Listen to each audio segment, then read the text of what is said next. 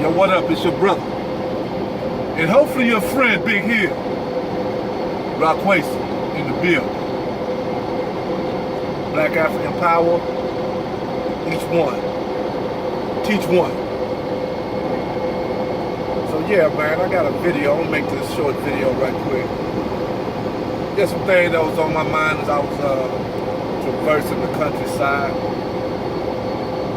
You know, and I was thinking about ego. You know what I'm saying? And I was looking back over the years, you know, going back maybe 15 to 20 years ago when I lived strictly in my ego. And how over the years, particularly when I went into rehab and started recovering from drugs and alcohol about 15 years ago, how I began to learn how ego could possibly be a detriment to who I am and my progress. You know what I'm saying? Because one of the things that I learned, you know, is that ego is the chief block to true progress. Well, I'm gonna say ego and pride. Mostly pride, but ego too, because ego leads to self-delusion. You know, when you live out your ego is false thoughts of oneself. But I'm getting ahead of myself. When I began to learn about ego and how detrimental it could be to me, to my recovery, and to the progress that I was trying to make as a person, then it became real important for me to always keep that out in front of me and understand, man, when I'm living in it, and being able to identify the problems that ego is causing. You know, I even went so far as to go buy, you know, a couple of Sigmund Freud books, you know, Sigmund Freud, I call it. Sigmund Freud, you know, on the ego and the superego. You know, studied a little information about the ego, the superego, and the id, which is different aspects of the personality, right? And how they function. So, you know, having done all that and got a proper understanding of the ego, damn, this is goddamn flying this damn truck. Fuck. Got to go, buddy. Yeah. So, man, it made me lose my damn place. I can't stand flies. Niggas and flies. I can't stand niggas and I don't like flies. But the more I see niggas, the better I like flies. Because niggas just don't act right. But anyway, yeah, so once I begin to study about the ego and get a real proper understanding of its functions and then looking at it, psychoanalyzing myself, and over the years being able to clearly see when I'm functioning in it and then when other people's function. You know, I made a conscious decision, man, to make sure that I'm always aware when I'm living in my ego instead of my true self. Because the ego, loosely defined, is false thoughts of oneself. You know what I'm saying? And me over the years, I could be what you call an egotist, or I could say I suffer from egoism, because I've always been one who lived in a false thought of myself. I've always presented myself or had these grandiose thoughts about who I am. You know what I'm saying? I can remember, man, when I went into recovery, and I would go into these recovery rooms, these meeting rooms, and matter of fact, I remember the first day I went into the treatment center. Here's the intake lady, which was a licensed practical nurse. She had them letters behind her name. I went in there just because I had a few 50-cent words in my vocabulary, and she was a pretty woman. I went in there throwing these damn words around, right? Trying to make myself sound more important than what I really was, but actually all I was a homeless dope fiend living on the streets who thought he looked good. You know what I'm saying? So I went in there trying to impress this damn nurse with my broad vocabulary. So she dug in her bag of words and threw one back at me and wrote this thing called, indigent. She wrote something indigent, and I was like, whoa, I don't know what that means. But indigent just means broke. And that was her way of letting me know, man, you know what I'm saying? You need to sit your ego ass down, sit down somewhere and find out who you are and try to recover and get a real sense of who you are. And I can remember over the years going in these rooms, man, always trying to present myself through some grand speech as somebody who was better than everybody else. Because that's where my ego had me, man. You know what I'm saying? My ego had me thinking I was the greatest thing since the Christ. The greatest thing since the rolling wheel, God's gift to the universe. So me having that kind of history and living in that kind of delusion, being that delusional, I've always made an effort to stay grounded in who I really am. So, when I'm on social media,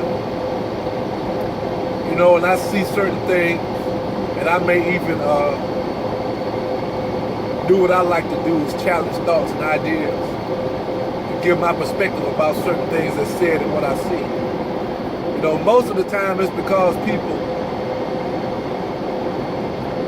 make these egotistic statements, you know what I'm saying, and don't even realize they're doing it. When you start castigating people and casting aspersions at people, that's classic of I'm gonna put you down because I think I'm better than you. You know what I'm saying? And I had to be careful when I came out of Christianity because I was doing that myself. I would look at Christians and talk about Christians like since I done migrated over into African spirituality, and I started practicing my art and studying a lot of other different things, I let that type of knowledge and information make me feel like I'm better than an average Christian. So I would throw my little darts at Christians as if I'm better than them because I'm not a Christian. And I had to check myself on that. I said, man, there's a thin line, man, between attacking that doctrine and attacking the people that practice that doctrine. It's a very thin line. But you know what I'm saying? I had to grow. And in order for me to grow, I had to become aware of what I was doing. And make sure that when I throw my darts, I'm not throwing them at nobody in particular. I'm not talking about a group of people. I'm talking about a doctrine and the historical aspects of a doctrine that my research and study has led me to believe that's not good for us as a people. It hasn't been historically. You know what I'm saying? So, I hear people saying things, especially, it's this real thing that people like doing, They throw these names around like conscious people, conscious community, hotepers, the pro-blackers, And when I hear these type of statements, I be like, oh, wow. They don't even know. That's egotistic as a motherfucker because what you're doing is you're pointing at a group of people and castigating them. Because since you're not in that group, you feel like you're better than. You want to throw a blanket over everybody who you feel falls under that category, as if your value and your worth is better than those. So, I said all that to say, before I start rambling, man, because this traffic getting kind of thick and I have to pay attention to what I'm doing. I said all that to say is that, brothers and sisters, man, we must be aware and try to remain aware of when we're living out of our egos. Because our egos can be a serious detriment to our being and our daily lives and existence. Just another aspect of the ego is when I find myself being too concerned about other people's opinions and what they think. You know what I'm saying? How they feel about some aspect of my life, to the point that either I will try to conceal it by lying, or I'll just put it like that. I'll just lie and try to conceal some aspect of my life. And why? Because I'm concerned about how you might feel about it if you knew the truth. You know what I'm saying? To me, that's being in the ego. That's also being prideful. You know what I'm saying? I kind of think ego and pride is kind of like the flip side of the same coin. To me, they both work hand in hand. You know what I'm saying? When you're egotistic, you're prideful. And when you're prideful, that comes from a place of egoism.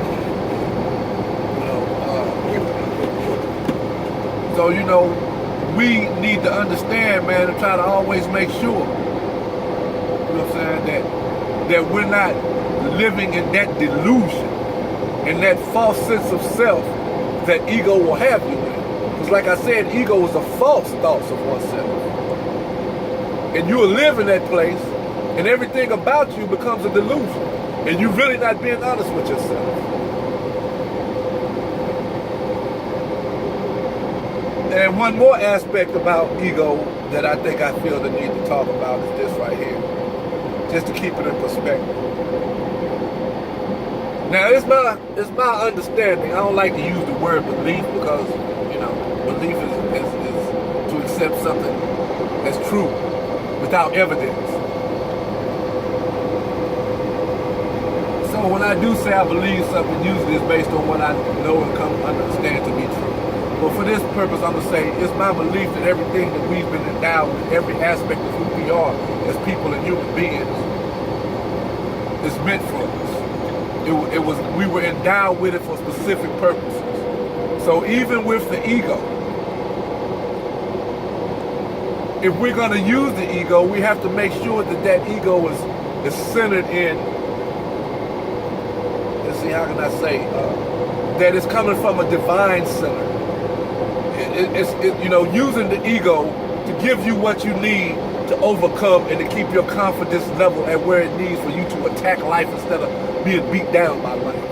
Because it's that ego that when you're presented with something that could be undaunting or daunting to you or a challenge, it's that ego that we're endowed with that gives you the capacity or the ability to go after it with the confidence knowing that I can overcome this. See, that's the correct use of ego.